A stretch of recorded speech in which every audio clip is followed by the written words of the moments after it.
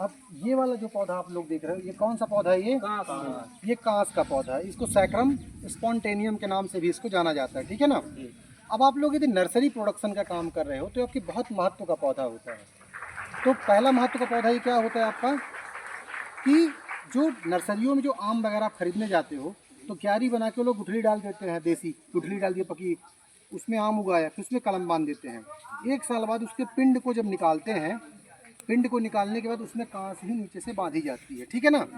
तो कांस बस से बांध करके ही पौधे बेचने के योग्य होते हैं, ठीक है ना, जब थैली में पौधे तैयार नहीं करते तो। दूसरा, आयुर्वेद में कांस का बहुत महत्व है।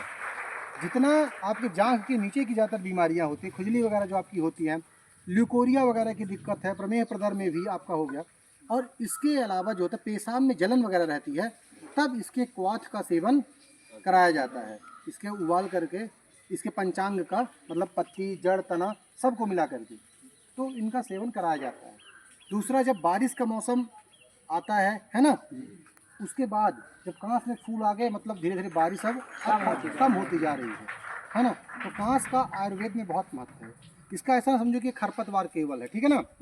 मॉडर्न हम एग्रीकल्चर में तो बता दिए खरपतवार है, लेकिन हमारे बहुत काम के नर्सरी के काम में ये बहुत महत्वपूर्ण है। छोटे आपको अपनी कुटिया बनानी है आपको, है ना, बैठने के लिए, तो कांस की बहुत अच्छी घनी कुटिया बनती है, कांस और सरपट की।